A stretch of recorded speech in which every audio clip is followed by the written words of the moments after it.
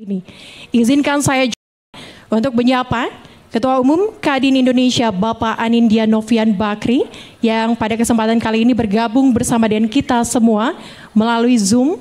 Selamat siang Pak Anin.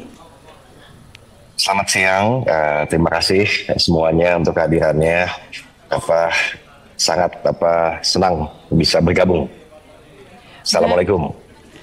Waalaikumsalam Pak Anin. Kita ketahui bersama dengan acara pada kesempatan kali ini tak terlepas dari peran dari Ketua Umum Kadin Indonesia. Maka dari itu kita langsung saja akan mendengarkan bersama welcome remarks dari Ketua Umum Kadin Indonesia, Bapak Anindya Novian Bakri.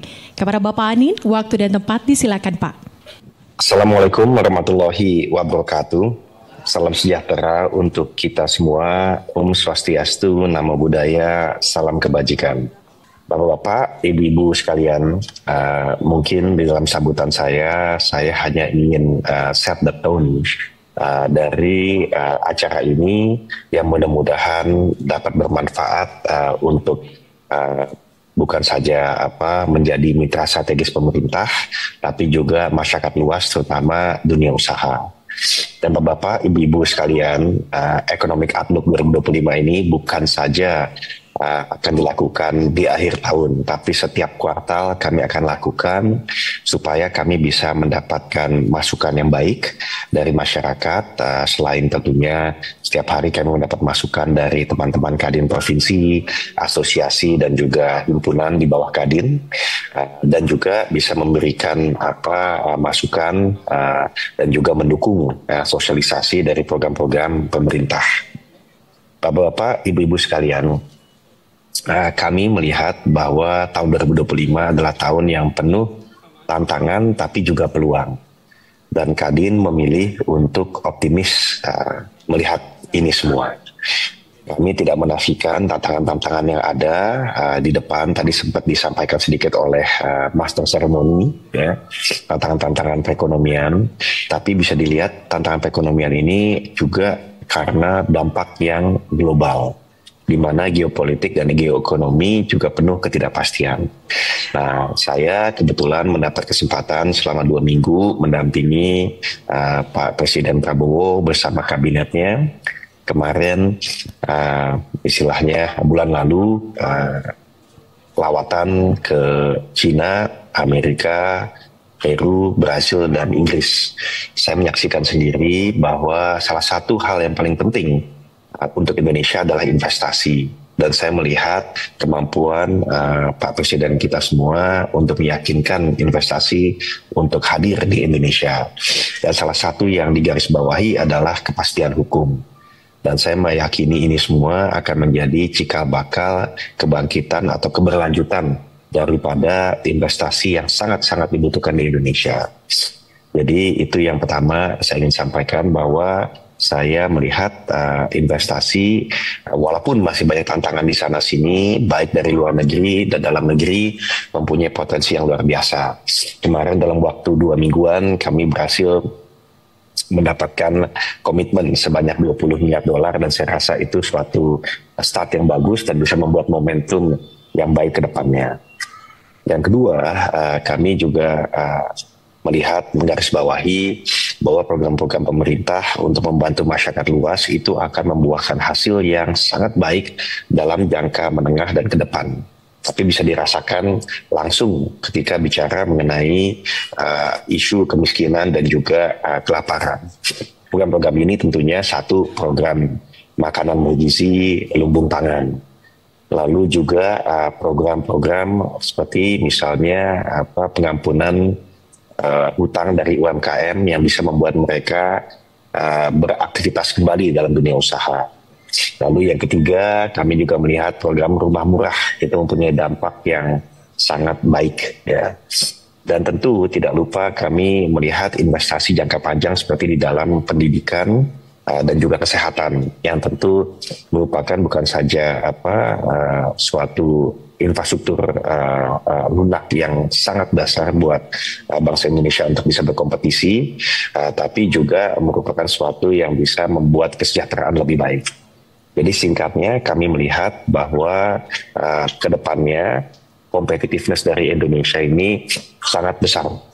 memang saya tidak menutup mata banyak tantangan di sana sini. Ya, tadi disebutkan isu yang lagi marak mengenai PPN 12%, daya beli masyarakat terutama kaum menengah, dan kemungkinan ada isu pemberhentian tenaga kerja dan lain-lain.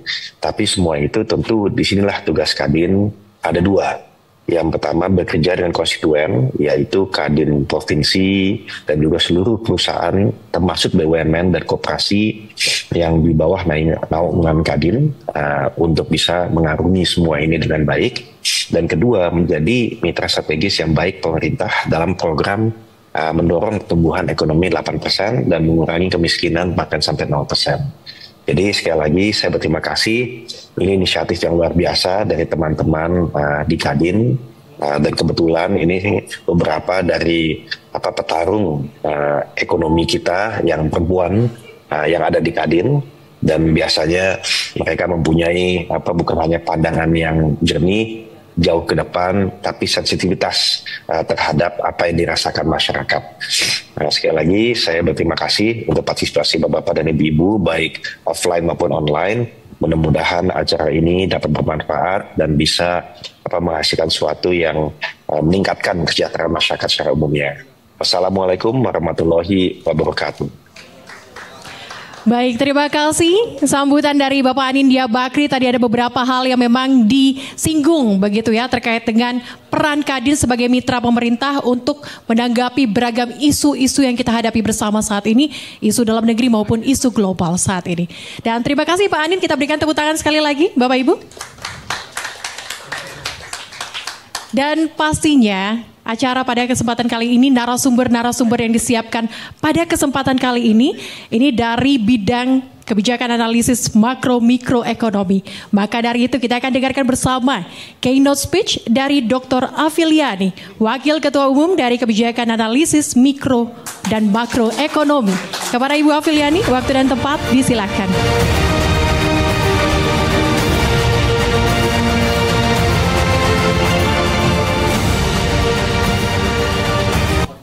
Selamat siang. Assalamualaikum warahmatullahi wabarakatuh. Salam sejahtera buat kita semua. Pertama-tama tadi sudah disampaikan oleh Pak Ketum apa sebenarnya tantangan-tantangan. Nah, hari ini sebenarnya acara itu berasal dari beberapa pengusaha sendiri dari anggota Kadin itu bertanya tentang bagaimana prospek ekonomi, sehingga dengan waktu yang mendadak saya usulkan kepada ketua untuk mengadakan acara hari ini. Tapi kemudian nanti berikutnya kita akan buat secara rutin agar juga para pengusaha bisa mempersiapkan apa sih asumsi-asumsi ekonomi yang bisa dijadikan pedoman buat entah itu membuat corporate plan dan juga strategi-strategi yang lain ya. Jadi kita ingin hari ini diskusi tidak hanya sekedar bicara makro mikro, tapi juga makro dampaknya terhadap pengusaha dan apa yang mesti dilakukan oleh para pengusaha. Saya rasa itu juga nanti akan disampaikan.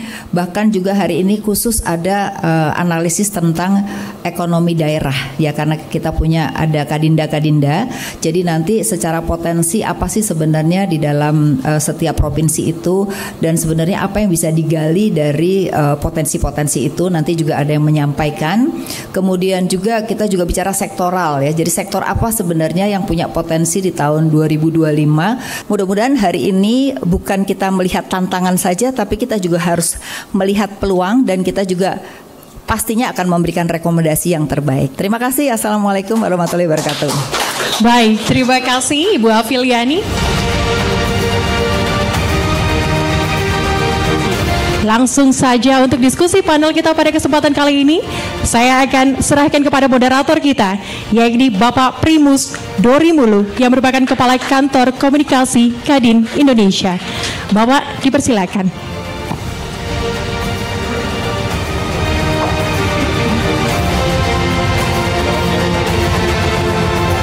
Selamat siang.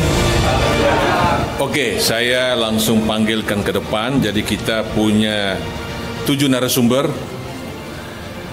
ada 3 yang secara online, yang untuk ke depan offline saya persilakan Pak David, silakan Pak David ngambil tempat. Rekannya Pak Enrico nanti online, kemudian Pak Abdul Manat Pulungan. Kemudian Pak Andri nanti lewat online. Bisa ke depan Profesor Dr. Insinyur Hermanto Siregar.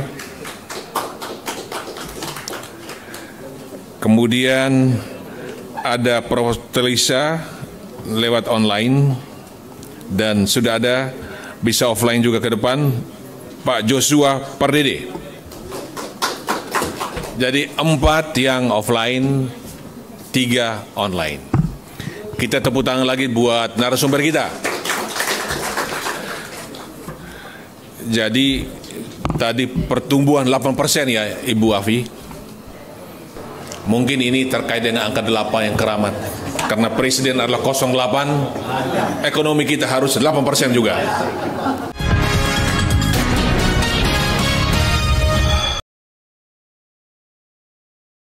Oke, saya ambil judul ini glass half empty or glass half full. Mungkin bisa ditayangkan juga di depan biar pemirsa bisa lihat. Jadi kita dalam melihat ekonomi Indonesia ini bisa dilihat ini setengah penuh apa setengah kosong, Bapak Ibu sekalian ya. Dan nanti saya akan sedikit tentang global, nanti rekan saya mungkin Pak Enrico lebih dalam lagi soal globalnya, tapi saya akan sentuh sedikit. Kenapa saya harus sentuh? Karena ekonomi Indonesia ini hanya 2 variabel yang sebenarnya perlu kita lihat. Variabel harga komoditas dan variabel US dollar. Jadi kalau kita plot dari tahun 71 sampai sekarang Bapak Ibu, itu sebenarnya 37% of the time kita sangat dipengaruhi oleh faktor luck. Karena sejak tahun 71 kalau kita plot tiap tahun itu rata-rata komoditas sebenarnya cukup bagus harganya. Lalu juga dolar sebenarnya relatif stabil walaupun di tahun-tahun tertentu seperti tahun 98, 2015 sempat rupiah kita melemah. Oke, slide pertama mungkin. Nah, ini ada 2 negara yang harus kita perhatikan. Pertama tentu Amerika, karena dalam bertransaksi dan berinvestasi di dunia ini kita masih pakai US dollar secara dominan ya. Dan ada satu menteri di Amerika Serikat tahun 70-an, ini menterinya Nixon, itu James O'Connell bilang, dollar is our currency but it's your problem katanya. Jadi ini currency saya tapi problemnya di kamu aja gitu ya. Dan itu betul, sampai sekarang memang setiap Fed menaikkan atau menurunkan suku bunga kita kena masalah ya. Jadi kalau sekarang kondisinya Fed cenderung sebenarnya ingin menurunkan suku bunga ke depan. Lalu di sisi yang lainnya kita lihat di sini ada China. Nah, China ini problemnya our production, it's our production but it's your problem. Ya, jadi problemnya kamu itu sekarang bagaimana menampung barang-barang kita gitu ya. Barang-barang China ini nanti kita lihat angkanya inventory China itu terus meningkat akhir-akhir ini. Slide berikut. Next, ya. Ini kita lihat di sini inventory dari berbagai produk China, kimia, logam, industri padat karya, termasuk di sini tekstil ya, tekstil, alas kaki ya, itu termasuk industri padat karya, mesin, elektronik, itu semua inventorinya sedang masih meningkat. Jadi kita lihat di situ angkanya dari tahun 2021 sampai sekarang trennya terus meningkat. Ya. Di sisi yang lain, domestiknya China itu tidak bisa menyerap produksi yang terjadi di China. Jadi di domestiknya kita lihat di situ belanja retailnya lebih rendah daripada produksi industri di Tiongkok. Produksi industri Tiongkoknya tumbuh 8%, sedangkan belanja retail Tiongkok itu masih tumbuh 2,9%. Jadi dia buang keluar nih barang-barangnya, termasuk bukan hanya ke Indonesia, ke negara-negara di emerging market. Dan masalahnya ke depan ini Amerika kelihatannya akan menerapkan tarif, ya, termasuk Eropa juga. Jadi makin sulit untuk masuk ke negara-negara tersebut. Larinya sekarang kemana? Kalau tahun depan susah untuk masuk ke Amerika misalnya, ya kembali ke negara-negara yang lebih longgar tentunya. Ya, next. Nah, Tiongkok sudah menggelontorkan 3 triliun, rencananya bisa sampai 10 triliun. Jadi 3 sampai 5 triliun itu kurang lebih sekitar 4 triliun dolar. Ya. Dan diharapkan stimulus yang masif ini bisa mendorong perekonomian bukan hanya Tiongkok, tapi juga negara-negara lain, termasuk negara-negara eksportir komoditas seperti Indonesia. Nah ini sebelum masuk ke ekonomi Indonesianya, kita lihat memang kondisi bisa kita lihat half empty atau half full ya. Kita lihat di sini memang seperti disinggung tadi oleh Mbak Afi juga, daya beli ya memang kecenderungannya agak stagnan. Lalu juga ada penurunan untuk sektor-sektor yang labor intensif ya. Jadi labor intensif ini kecenderungan menurun, yang capital intensif kecenderungan meningkat. Tapi memang daya serap tenaga kerjanya kurang. Ya, kalau daya serap tenaga kerjanya kurang, ini tentu mempengaruhi daya belinya. Ya.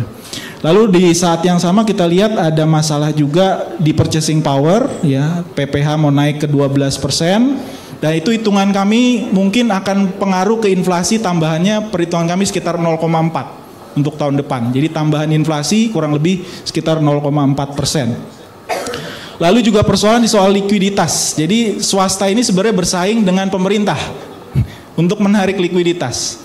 Termasuk juga Bank Indonesia sebenarnya. Karena SRB ini juga menarik likuiditas besar sekali, sudah hampir 1.000 triliun. Jadi saingan perbankan sekarang juga termasuk dari government maupun juga dari SRBI. Nah, satu catatan lagi tadi yang sudah disinggung oleh Mbak Afi itu investasi ya. Investasi kita butuh kalau mau ke arah 8%, paling enggak kita butuh 3 kali lipat dari investasi asing yang sekarang masuk ke Indonesia. Jadi 5 tahun terakhir ini kan sekitar 125 billion dollar. Nah, ini perlu ditingkatkan paling tidak 3 kali lipat. Ya, jadi itu satu. Atau cara lain kita menurunkan I-Core kita. Jadi I-Core kita itu masih relatif tinggi Bapak Ibu ya. I-Core kita masih kalah dengan Vietnam, masih kalah dengan India, masih kalah dengan Filipina di situ, bahkan Kamboja ya. Jadi I-Core kita antara 6 sampai 8. Nah, kalau I-Core kita bisa turunkan ke arah 4 seperti India misalnya, itu sebenarnya kebutuhan investasinya tidak harus sampai 3 kali atau 3,5 kali lipat. Mungkin 2 kali lipat aja udah cukup gitu ya. Asalkan I-Core-nya kita turunkan. I-Core itu apa sih? Efisiensi, productivity, dan seterusnya. Slide terakhir. Oh, sudah, terima kasih. Kembali ke Pak Primus. Terima kasih. Tepat waktu kita beri aplaus. Kita langsung ke Pak Enrico. Lewat online ya. Pak Enrico Tanuwijaya. Selamat siang. Silakan Pak. Terdengar Pak Primus. Assalamualaikum warahmatullahi wabarakatuh. Waalaikumsalam. Ya. Ya, saya langsung aja nggak akan nambahin terlalu banyak. Jadi Bapak Ibu, ketidakpastian akan bergeser. Dari 2022 sampai tahun ini, itu kondisi geopolitical tension itu yang mendominasi. Tapi begitu kita menginjak 20 Januari 2025, pada saat Presiden Trump akan di-sworn in, itu akan berubah menjadi tensi perang dagang. Dari tensi geopolitis akan menjadi tensi perang dagang. Apa kemiripannya, kesamaannya? Sama-sama uncertainty akan meningkat, volatilitas akan meningkat, dolar akan menguat. Tapi perbedaannya pun terletak di 3 lini itu. Mungkin slide saya bisa dikasih lihat, perbedaannya akan lebih lama pada saat tensi dagang berlangsung, yaitu karena ini masalah ekonomi. Jadi Amerika first, European first, India first, China first.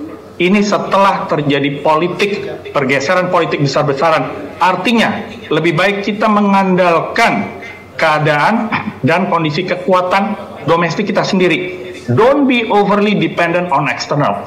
Ekonomi kita masih muda, kuat, middle income rising. Jadi kita harus lihat sisi optimisme yang ada. Next slide. Tantangan itu banyak. Globalisasi sudah merosot Bapak Ibu. Dan ini terbukti pada saat Trump menjabat di kali pertama. Ketidakpastian meningkat, volatilitas meningkat, dolar cenderung menguat lebih lama. Jadi harus bersiap dongkrak industri berbasis ekspor yang akan mendukung income dari Indonesia. Lihat globalisasi trennya sudah stagnasi semenjak 5 tahun terakhir. Next slide. Lalu kita juga dihadapi dengan problem artificial intelligence. Ruang fiskal yang terbatas tentunya akan memberikan limitasi.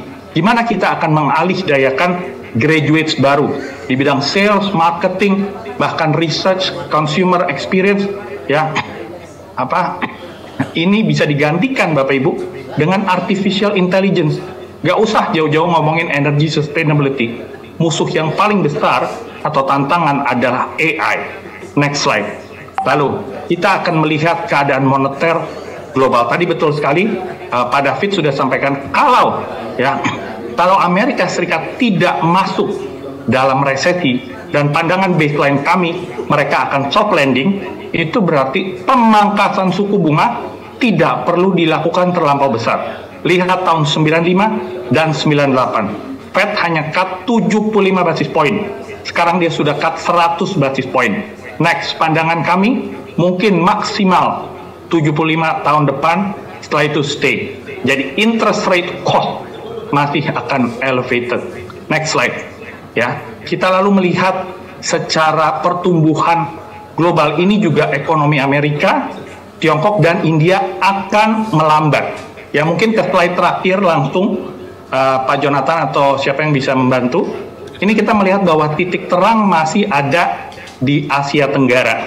Jadi kalau kita lihat pemasukan foreign direct investment tahun lalu dan tahun ini, meskipun secara global merosot, tapi terhadap Asia Tenggara dan Indonesia ini masih meningkat. Tadi kita sudah sampaikan bahwa pertumbuhan ekonomi global akan melambat karena ekonomi Amerika Serikat akan bertumbuh lebih lambat. Demikian juga dengan Tiongkok dan India. Inilah 3 raksasa dunia. Sementara itu di Asia Tenggara, Indonesia kami mengharapkan masih akan bertumbuh sustainably di atas 5,2%, mungkin mencapai 5,3%. Lalu negara-negara Asia Tenggara pun ya masih terbilang cukup cukup resilient. Demikian yang saya bisa sampaikan. Wabillahi taufik wal hidayah. Wassalamualaikum warahmatullahi wabarakatuh. Terima kasih. Terima kasih Pak Enrico Tanduwijaya. Kita beri aplaus buat Pak Enrico.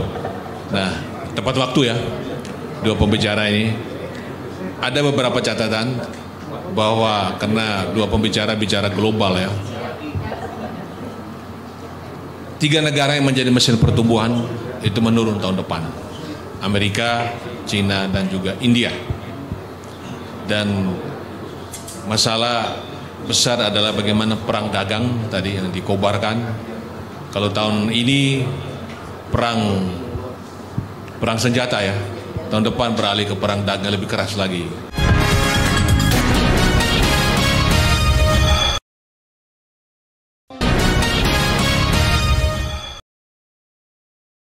Ini saya akan menjelaskan sedikit tentang kondisi fiskal 2024 dan situasinya 2025. Oke, yang pertama perlu kita melihat bagaimana realisasi dari asumsi APBN 2024 ya. Di sini ada beberapa pertumbuhan ekonomi, inflasi, nah itu nanti pada lifting gas karena kenapa ini penting akan melihat seperti apa capaian atau target yang ditetapkan pemerintah di 2024 menjadi fondasi di 2025. Yang pertama dari sisi pertumbuhan ekonomi kita masih bergerak di 5%, belum mencapai 5,2. Artinya ketika pertumbuhan ekonomi tidak tercapai akan mempengaruhi penerimaan perpajakan ketika kita melihat dari elastisitasnya melalui tax buoyancy.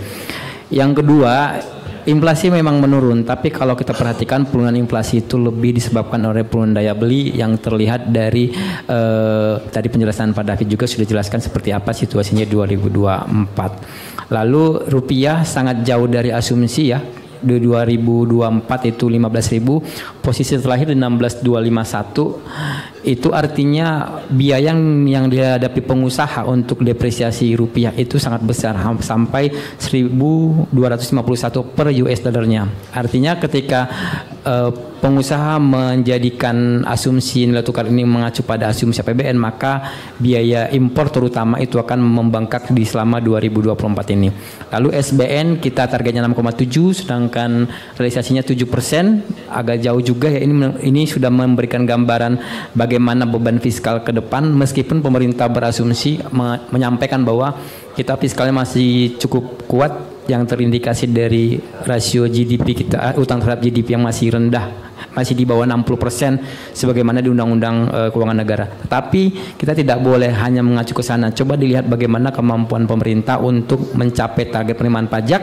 Yang kedua, bagaimana yield SBN kita yang sangat tinggi, yang pada akhirnya menjadi menumpuk beban-beban yang pada akhirnya akan menyebabkan beban fiskal semakin meningkat.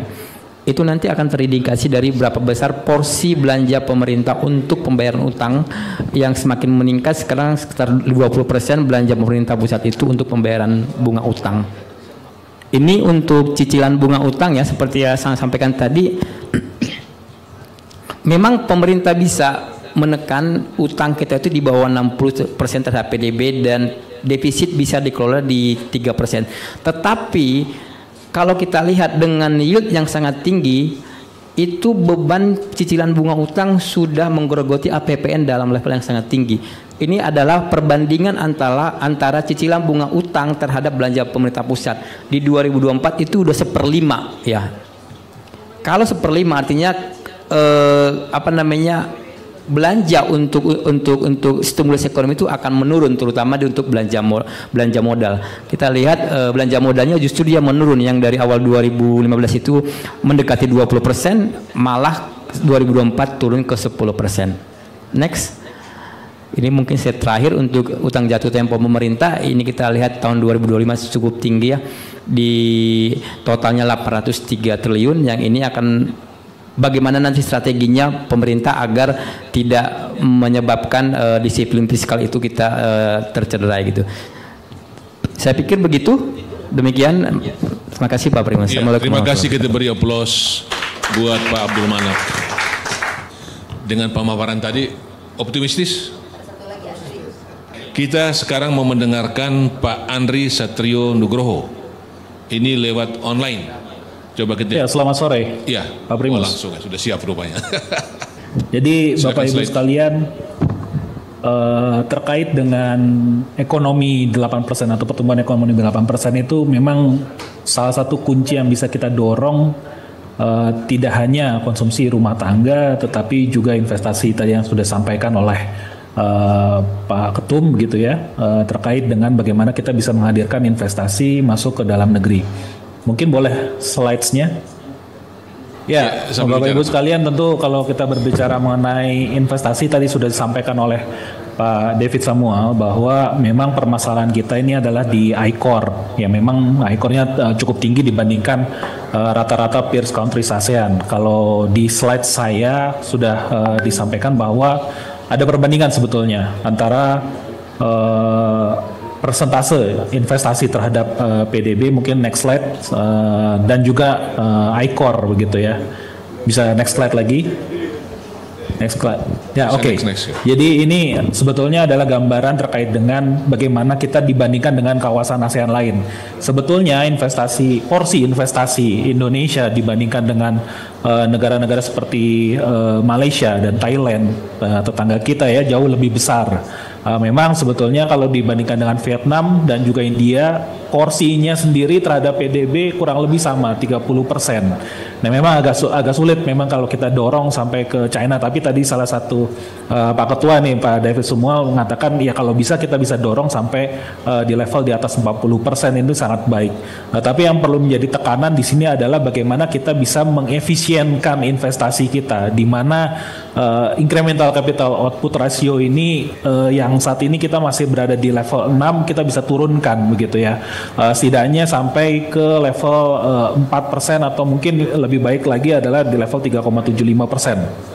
Dan Indonesia pernah mencatatkan ICOR rendah ini 4%, itu di era Soeharto, cukup lama begitu ya, dan memang berhasil menciptakan pertumbuhan ekonomi di atas 7%. Nah, kalau misalnya kita bisa ingin dorong pertumbuhan ekonomi kita ke arah 8%, ini adalah salah satu key points-nya. Bagaimana kita bisa menghadirkan investasi yang efisien mendongkrak perekonomian Indonesia.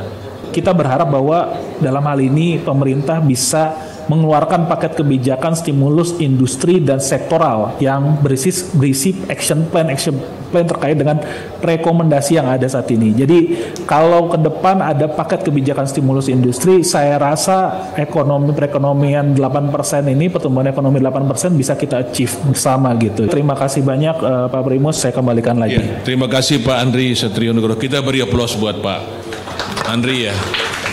Profesor Dr. Insinyur Hermanto Siregar ya. Tadi saya sebut Siregar, ternyata salah. Harus Siregar Pak. Siregar Pak. Silakan Pak. Terima kasih Pak Primus. Assalamualaikum, selamat siang. Peramalan terhadap growth dunia melemah. Jadi dari IMF ataupun dari World Bank ya, ada semacam suatu konsensus 2005 itu lebih rendah daripada 2024. Fokus kita di 2025 ya. Tidak hanya di dunia secara keseluruhan, di Asia juga Pak Primus. Di Asia juga, bahkan trennya kalau di Asia itu dari 2003 ke 2024 turun, 2024 ke 2025 juga turun. Ya, ini sejalan dengan volume perdagangan internasional yang juga turun. Ya, kita melakukan perdagangan internasional, ekspor itu kan sumber likuiditas ya, devisa gitu ya. Tapi ini pun akan turun ya. Tidak hanya turun, satu hal juga yang penting diketahui di sini adalah perdagangan internasional untuk barang ya, itu turunnya lebih besar daripada untuk jasa. Ini adalah program MBG itu ya. MBG ini kalau kita lihat memang kalau dia dibuat dalam satu pendekatan ekosistem, maka petani peternak dan juga catering ya akan banyak yang mendapat bisnis nih ya. Kemudian di sini kuncinya adalah huluisasi, dan jangan menutup kemungkinan kita bisa mengembangkan lab grown food.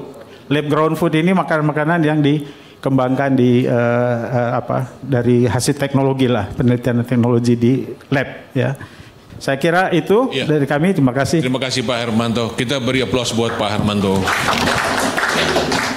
Nah, mudah-mudahan dari penjelasan tadi pangan dan energi bisa menggerakkan ekonomi menuju 8% ya Pak Prof ya. Pak Yosua barangkali memberikan yang belum disampaikan oleh narasumber sebelumnya tadi. Terima kasih Pak, silakan Pak. Oke, terima kasih Pak Primus. Bapak Ibu semua, terima kasih.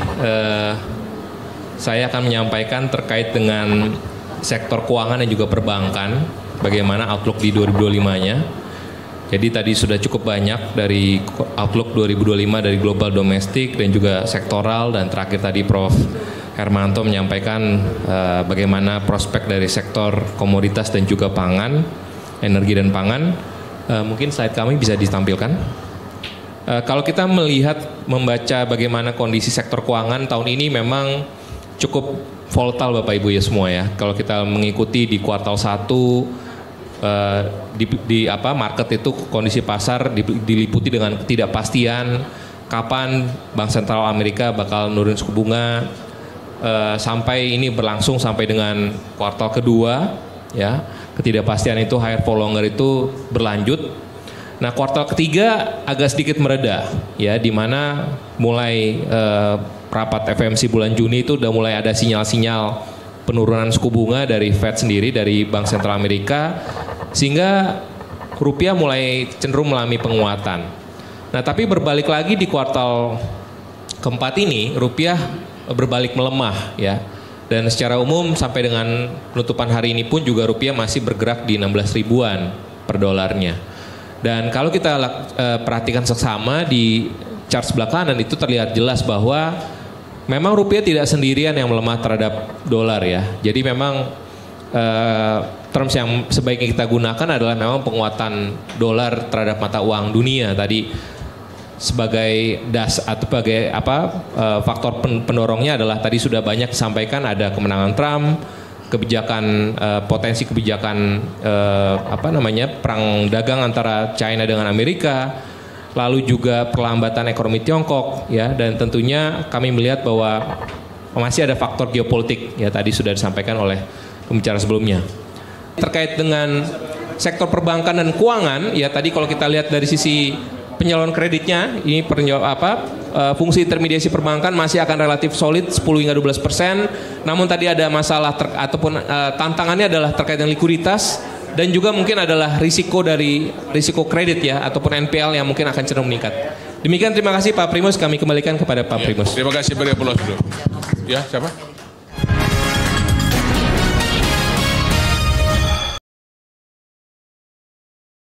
Kita tahu lah infrastruktur itu dalam 5 tahun ke depan akan lebih banyak mendukung program prioritas pemerintah ya, seperti kesediaan pangan, energi, air bersih, dan pembangunan berkelanjutan.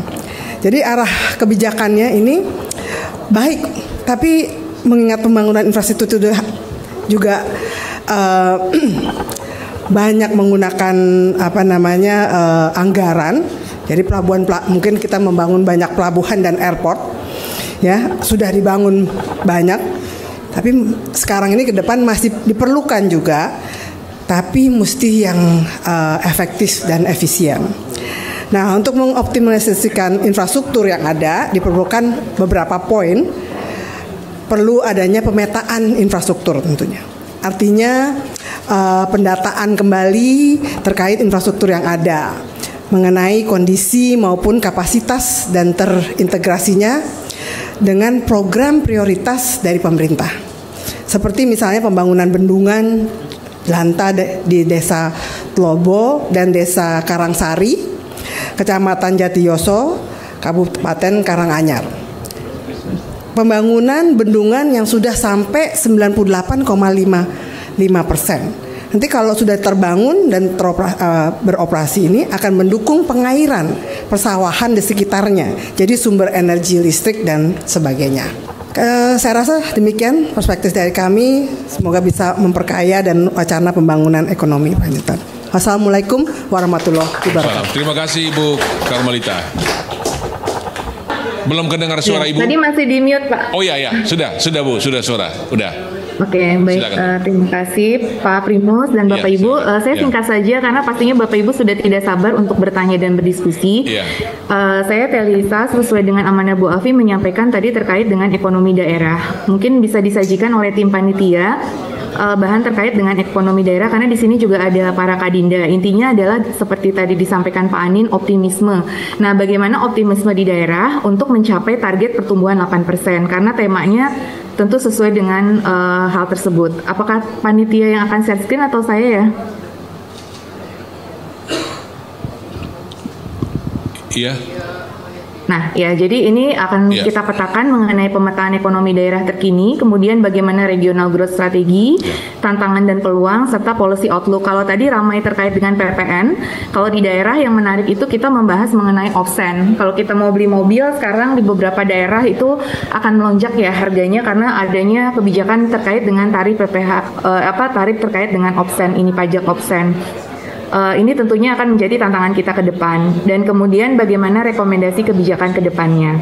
Selanjutnya, ya ini ada beberapa pemetaan, mungkin langsung saja. Ini ada kode-kodenya, baik kode provinsi ataupun kode sektor. Selanjutnya nanti Bapak Ibu mungkin bisa mendapatkan. Nah, jadi kalau kita petakan dalam beberapa tahun terakhir perekonomian daerah itu cenderung tumbuh mendekati level pertumbuhan ekonomi nasional. Namun secara distribusi pertumbuhan ekonomi masih didominasi oleh Pulau Jawa. Meskipun di era Pak Jokowi tentunya waktu itu Pak Presiden yang sebelumnya itu kita memang nawacita sudah ada perbaikan, tapi tadi belum maksimal seperti itu. Jadi bagaimana ke depan lebih memeratakan lagi distribusi yang tidak terlalu Jawa sentris itu tetap masih menjadi PR Indonesia ke depannya, walaupun pada pemerintahan sebelumnya tentu sudah berupaya juga dengan nawacita untuk lebih menyebarkan lagi seperti itu. Jadi kalau kita lihat data tahun 2011 dan 2023 itu terlihat bahwa dominasi masih ada, tapi sudah ada beberapa emerging yang muncul ya, seperti kita tahu Maluku Utara, Sulawesi Tengah, dan Kalimantan Timur itu menjadi new rising star dalam pertumbuhan ekonomi Indonesia. Terima kasih Ibu Telisa. Kita beri aplaus buat Prof. Telisa. 9,48 juta orang dari tahun 2019-2024 itu turun kelas menengahnya. Kemudian ini evaluasi juga 10 tahun terakhir, bahkan kalau menurut Bappenas, mohon maaf gitu, program-program kerja Jokowi nggak ada satupun yang tercapai gitu loh dari mohon maaf dari kinerja-kinerja yang dibuat gitu. Nah, isunya adalah bahwa anggaran-anggaran sosial ini diberikan kelihatannya memberi ikan bukan memberi kail. Nah, kita Kadin punya keinginan bukannya ikan yang diberikan kail, dan ketika diberikan kail nanti punya dampak terhadap PDB. Ini yang bantu ngitung modelingnya timnya Afi. Saya bilang ini kalau di modeling gimana nih gitu bantuan-bantuan sosial ini rupanya bisa menaikkan PDB. Next. Nah, ini anggaran perlindungan Perlinsos ya untuk pemberdayaan masyarakat. Tadi saya udah bilang, udah disampaikan juga bahwa Perlinsos ini tidak sampai saat ini belum mampu merubah. Bahkan kita bisa lihat ini sasaran kita nih masyarakat yang miskinnya masih tinggi gitu dari target sasaran. Bahkan yang miskin ekstrim itu targetnya 0% tapi masih melebihi dari 0, sekian persen gitu. Saya kira itu saja yang bisa saya sampaikan. Baik, terima kasih. Terima kasih. Terima kasih, kita beri aplaus bagi Ibu Suryani. Paparan karena bidang saya adalah pemberdayaan perempuan dan perlindungan anak. Ini sejalan dengan program pemberdayaan perempuan dan perlindungan anak, saya ingin meng-highlight program kerja Presiden Prabowo yang memiliki koneksi, yang mempunyai koneksi kuat dengan pemberdayaan ekonomi perempuan, karena kita di sini Kadin, dan perlindungan anak, yaitu yang pertama program makanan bergizi dan dengan semua dampak-dampaknya, dan yang kedua adalah pembangunan sekolah unggul. Dari 8 program Quick Win, hal pertama yang menarik untuk diperbincangkan oleh perempuan, dan ini reaksinya kuat sekali dari para perempuan, khususnya perempuan entrepreneur, adalah program makanan bergizi. Dan kita lihat bahwa program makanan bergizi untuk tahun depan ini alokasi anggarannya cukup tinggi, yaitu 71 triliun, dan disusul dengan program pembangunan sekolah unggul terintegrasi dengan anggaran 4 triliun.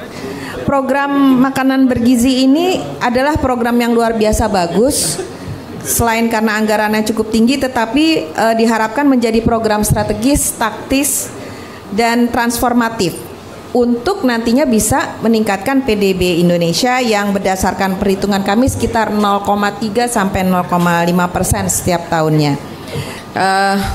Last but not least ya, mudah-mudahan. Ini saya bicara masalah UMKM dan peran perempuan dalam pertumbuhan Indonesia. Peran perempuan di dalam pertumbuhan ekonomi atau kontribusinya terhadap PDB ini masih di bawah 40%, kurang lebih 37,09%. Jadi tidak pernah melampaui PDB. Padahal di negara-negara Eropa ya, negara maju itu sudah lebih dari 50 sampai 65, yaitu di Jerman kurang lebih 56, di Prancis 52%. Dan selanjutnya kita lihat dari kesehatannya perempuan. Bagaimana perempuan mau berkontribusi kalau kesehatannya juga masih rendah. Nih dari angka maternal mortality rate-nya di Indonesia setiap tahunnya perempuan itu meninggal 189 dalam keadaan hamil, kemudian melahirkan dan pada saat nifas. Dan dari 34 provinsi ternyata 20 provinsi itu angka MMR-nya itu masih tinggi. Hanya 14 provinsi yang cukup di bawah garis merah. Demikian, kita beri aplaus lagi buat kita semua.